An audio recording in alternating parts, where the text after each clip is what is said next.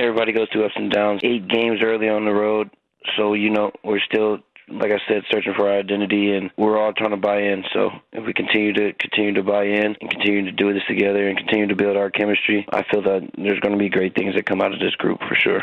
A big win last night for the Dubs over the Spurs, 125-120. One game over 500, second win on the road this season, and you heard it right there. GP2 with not 1, not 2, not 3, 4 offensive rebounds.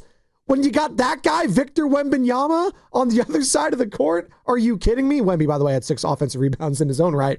But wow, what a win last night for this team that desperately needed it. And now joining us on the River Islands guest line, Gary Payton II. Gary, good morning. Just take me through that win last night. Like, how important was it? I know it's game 13. It's not game, 50-something. It's not a playoff game, but just how important was that win with what took place in Oklahoma City, just for the mentals of you guys going forward? Well, what's up, guys? Thanks for having me. But last night was huge. Just continue to, figure out what our identity is going to be for the year, what type of team we're going to have. It was a good scrappy win. It wasn't pretty, but, we got to fight our way out this little slump that we got going on. But, just for the mental and just for the confidence for us, I think it was great last night. Gary, I've had an opportunity to work with you at the fight that one night, the boxing event, when we were donating all the money to some of your charity and whatnot. And you're a tall guy, NBA player. What's it like being on the court though with Victor Wembanyama? That guy is humongous. Yeah. Victor's different. But it's always fun to have a matchup, against him, and try to stop what he does best, and he's everywhere. So it's always fun against the big guys. Yeah, I noticed there was a couple of plays. You went baseline on one. I forget if it was Jimmy or Steph hit you, and you hit the little reverse layup, and I don't know how quickly you got that one in there. Then you had the backdoor layup on Victor. I was ready for you to do a little on your head. Too small? Yeah, or something like that. I needed you to celebrate some way. Well, we got the dub, so that's all the celebration we need. I love it. Gary Payton II here joining us on the Morning Roast, Bedoni and Shasky, courtesy of the River Islands guest line. And Gary, a lot's been made with this team. I know it's early in the season. You guys start off so hot with those wins against the Lakers, against the Nuggets, had some losses against the Blazers, what have you, a little bit of a slump as of late. And, a lot was made from the media, from the fan base. We take a lot of calls, obviously, here about Draymond Green's comments after the loss in Oklahoma City, saying, hey, can't have any personal agendas. I mean, we all have them, but it's got to be about the team, right? We have Jimmy Butler in the locker room saying players need to be honest with themselves. I'm not asking you to divulge any information from what was said in regards to team only and player only meetings, but a win like that yesterday against a team with the Spurs that haven't lost at home, what does that do not only for the veterans, but for some of the younger guys on the team, like a Will Richard who gets the start yesterday? Can that galvanize a team this early on in the season? No,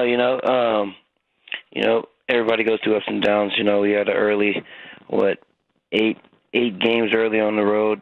So, we're still, like I said, searching for our identity, and, we're all trying to buy in. So if we continue to buy in and continue to do this together and continue to build our chemistry, I feel that there's going to be great things that come out of this group for sure.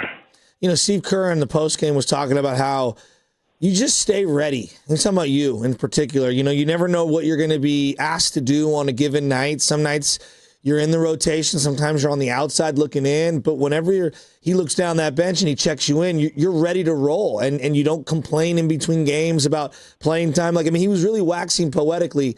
How difficult is that, though, as an NBA player, to you don't know when your number is going to be called, but you just got to stay ready. It's probably much easier said than done. Yeah, it's the beauty of it. It's a part of the game, part of the job. You don't know when your number's going to be called, but of course, stay ready. And I think that goes back to, being bought in. Everybody's buys in, everybody's staying ready, everybody doing what they can when they get in the game, to help the team. Everybody's not going to have that main role, that number one, number two guy role. So, everybody else down the line, just stay ready and do what they can, play their role, and continue to help their team, win and get out of any slump if, they're in one. Gary Payton II joining us here on the River Islands guest line. And Gary, what would you say so far? I know it's early in the season, but is there like a big difference between last year's team and this current iteration of the Warriors? I got to think about it. Pretty even with vets and the young guys. So just continue to bring the young guys up to speed and find their identities and find out what their roles are going to be. I think that's probably the only part. We got a good even 50-50, probably young and vet guys. So all the vet guys are continued every day to help the young guys, and young guys are, looking for knowledge from the older guys. So, we continue to keep building chemistry, keep having camaraderie. I think this, like I said, this team is going to end up right where we need to be. Well, when time matters. Excuse me, pardon me.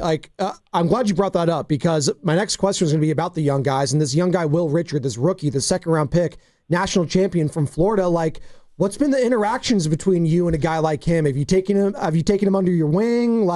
Is he getting up early, trying to get all the knowledge and soak it up to Steph, to Jimmy, to all you guys? Because, hey, Dub Nation's been impressed with the Rook. No, absolutely. Will's been phenomenal. It feels like, he's been here for a few years already. Nothing really phases Will. From college, he's coming off a natty, so he knows how to win and he knows how to play the right way. So, he has a great feel for the game. He's about 6'5", 6'6", so he can do many things. He has many tools to his game. Me personally, just trying to teach him how to play behind the defense, stay around the rim, be a good finisher, feed off Jimmy, Dre, and Steph. I try to tell him that those three guys will make the game so much easier for you. Get open looks, get easy backdoor, just get easy plays, that can help us, stretch out a little run or whatnot. So from my standpoint, I'm just trying to help him play behind the defense. And also, try to pick up ball full court and, just cause havoc. Steph said after the game yesterday, he had to give himself a little pep talk at halftime before, going off in that third quarter and second half.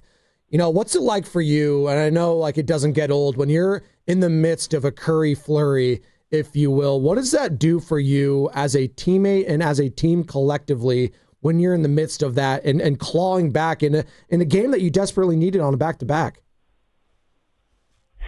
No, yeah, when he locks in and he gets going, I think everybody, including us, on the bench and in the game, get antsy. We try to find ways to get stops and get him back the ball and just give him space and operate whatever he needs. If he wants to come get a screen, come get a drag, just leave it open for him and continue to, make it easier for him so he can get good looks. And, if he gets good looks, he can run them off pretty quickly. All right, I was going to ask you about the schedule and all that, but I got a better question because I got to ask you, man. I always caped up for your dad. Oakland, California, the glove was the man.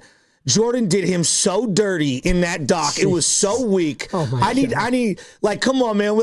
Does your dad get I know it was kind of tongue in cheek because they've been buddies for a minute, but that was weak. The way Jordan did your dad in that, looking at the iPad laughing. I thought that was so trash.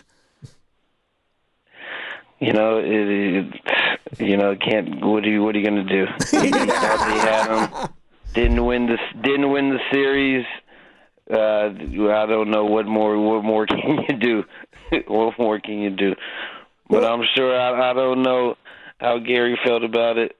But just win the series, I guess. That's all I can say. No, I think that's well said. And Gary, how often does your dad tell you about his era and how much better it was such a and lockdown. How much stronger it was? Because we know the old guard. I'm working with the guy that's 10 years older than me. The Rain Man and GP with Hersey Hawkins? See, this guy tries to tell me, the 90s basketball, it's the greatest ever. I was like, no, the current basketball, the current generation is better. We just got to appreciate, Gary. Can we just appreciate every generation for what it is? Am I right? No, yeah, that's how I feel about it. Every generation's different. They change the games every generation. So, of course, the guys from the '90s going to say the '90s were the toughest. This generation now, kind of soft or whatnot. But everybody's going to have that debate. It's like the greatest ever is like the Kobe, LeBron, or Jordan debate. So you feel me? Like it's a lot of different generations, and you're going to have your own feeling and opinion about each generation. You ever dunk on your pops in the backyard? No, he stopped playing me before I was able to. Smart man right there, cerebral. Yeah, he knew. He's like, all right, he's getting too fast. He's going to beat me in a second. Right. Hey, Gary, we appreciate the time, man. Stay safe out there in San Antonio, and we'll do it again soon, man. Good luck tomorrow. I appreciate you. I might have to check out this river walk. There you go. There he goes.